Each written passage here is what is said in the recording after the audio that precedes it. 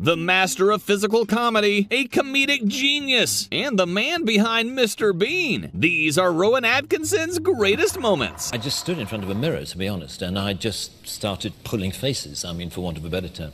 And I just sort of, was doing this...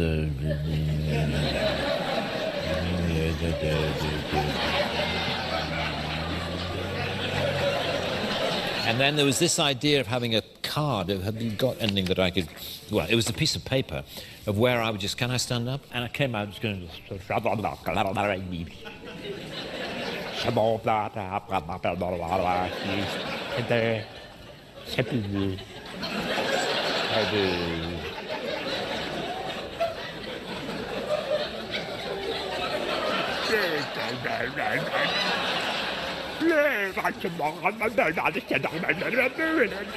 Anyway, it was something like that. It was...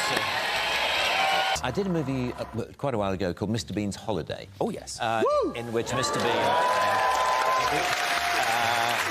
and there was a scene... You're so casual about that. I did a film called Mr. Bean's Well, does he look like an even bigger knob if he said, oh, well, of course you all know Mr. Bean's Holiday? Yeah, exactly. So I'm trying to reduce my knob quotient.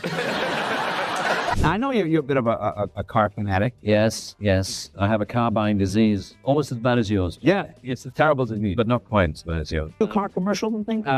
Well, I don't do car. I do credit card commercials, actually. I did a credit card commercial in New York a few years ago, and there's this beautiful woman gets out of a limo in the middle of New York, and he sees her. And this scene was when I had to look at her as if I'd just fallen in love with her. Right. And the director said, just imagine that you've just seen your wife for the first time. And my wife happened to be on set at the time. And she said, no, that won't work. Tell him to look at her as if she's his new Aston Martin.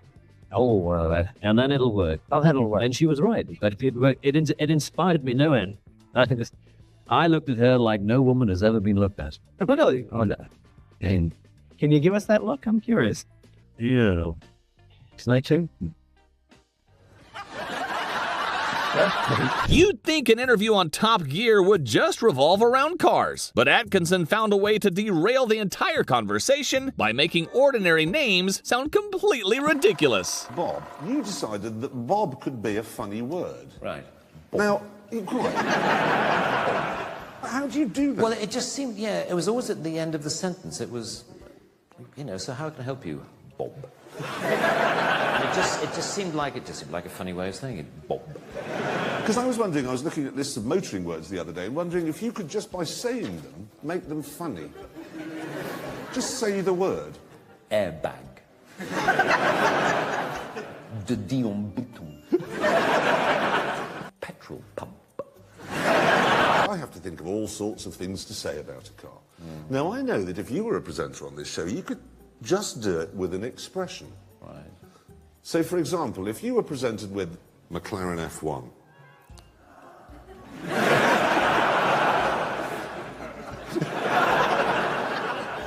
Think of another one. The imperiousness one gets from a Range Rover.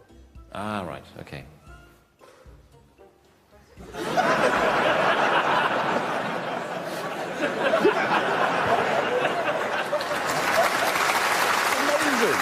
Most iconic characters take years of careful writing and development to get right. Rowan Atkinson came up with Mr. Bean entirely by accident. Having a character become a global icon comes with a few weird side effects. For Rowan Atkinson, that includes getting recognized by fans in public. But, as he explained to Graham Norton, those interactions don't always go the way you'd expect. Yeah, the thing I find most tricky is when people don't recognize you particularly, but half recognize you. It's that strange thing where they go... I'd rather just, hold up a flag saying yes. A few years ago, there was, I was in a Land Rover parts department near Peterborough, the kind of place you find me on most Saturdays. And I could see this guy doing that. And he came up to me after a while and he said, "Excuse me, has anyone ever told you that you're the absolute spitting image of that Mr. Bean?" I said, "Well, actually, I am the actor who plays Mr. Bean." And he said, "Hi."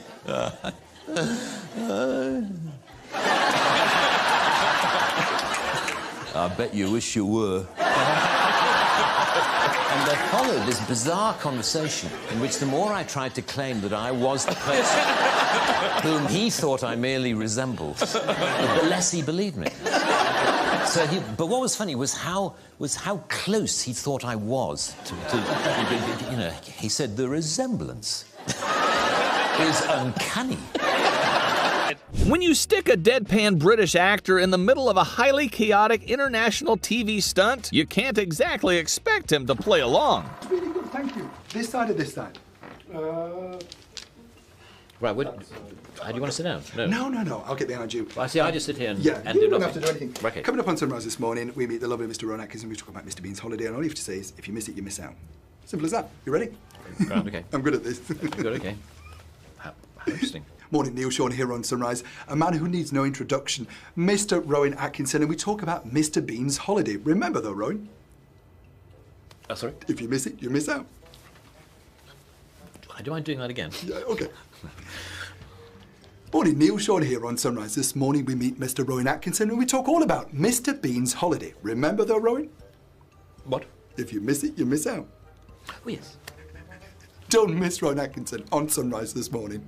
Here's Atkinson breaking down the bizarre inspiration that originally brought the character to life. I was based actually on a visit, on a holiday in Venice that I had in 1985, quite a long time ago.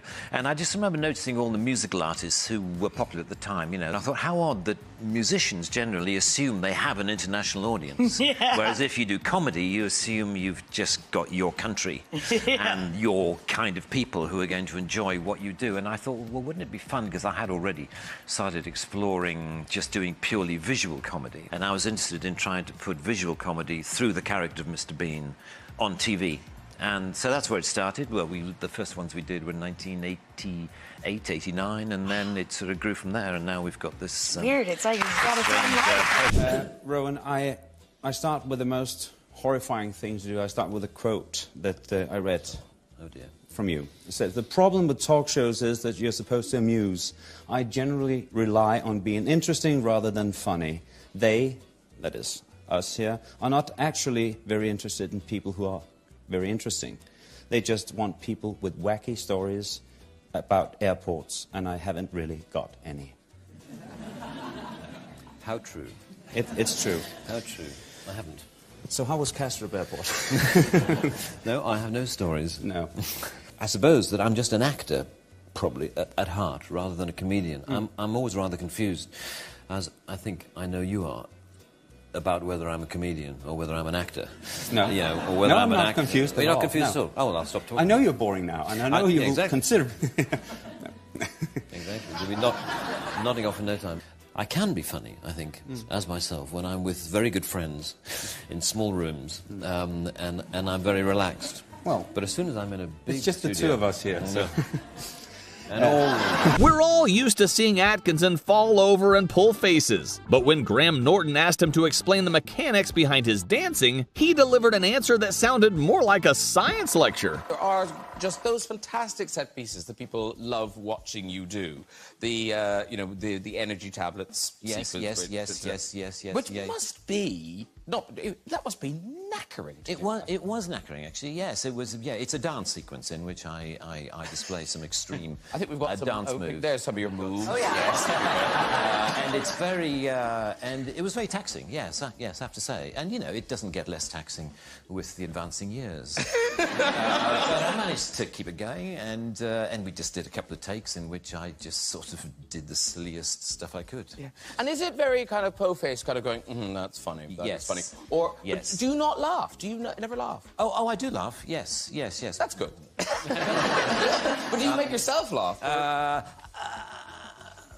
Very, very occasionally that I find what I do. I think it's only ever happened to me on stage when doing sort of comedy sketches and things on stage, rather than on film. Whereas film I find very, very difficult. Exhausting. I find it exhausting, and I find it stressful. It's constant belief that what you're doing is not as good as it could be, you know. And of course, the problem with film is you can have another go if you've got a were you that producer. guy? I'm afraid so. Oh, you are that guy. I'll do it again. I'll do it again. Yeah, I mean, I do stop eventually when I get bored. It's great to reach the point when you just can't be bothered to do another take, and that's normally when the director goes.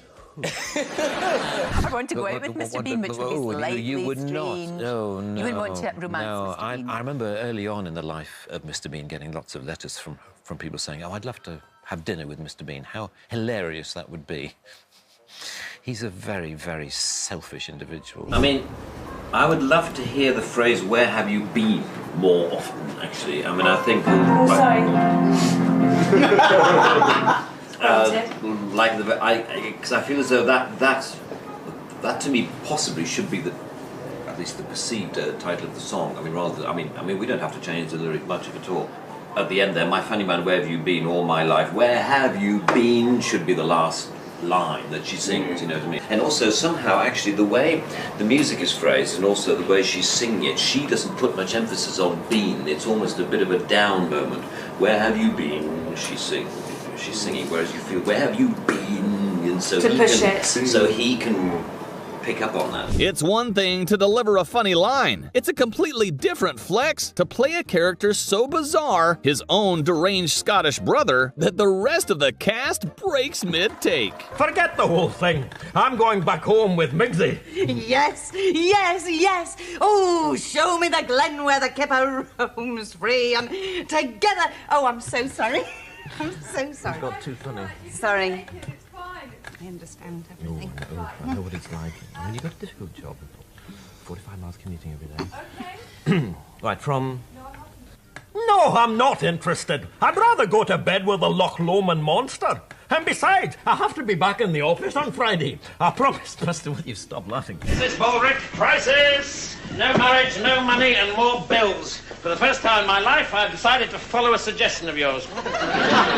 If I may make so bold, a major crisis has arisen in your affairs. Yes, I know, Blackadder. I've been pondering it all morning. You want to look at it? Look at what? Are we allowed? I don't know. I've just lost all contact with reality. Grid walks at the F1 Grand Prix are notoriously chaotic. Add Rowan Atkinson to the mix, and this reporter didn't stand a chance. Rowan, how are you? Extremely good to see you. How are you? Thank you. I enjoyed the motorsport dinner the other night. I didn't get a chance to come over and say hello. True, yeah, I saw you. You were very good. I don't know about that, but what would Mr. Bean reckon to all of this Formula One malarkey? Yeah. Well, he would enjoy it very much because he's a car enthusiast, as you know. Oh, that's right. Yeah, he had some magnificent cars, didn't he? Cars, then, you know, then he'd enjoy it.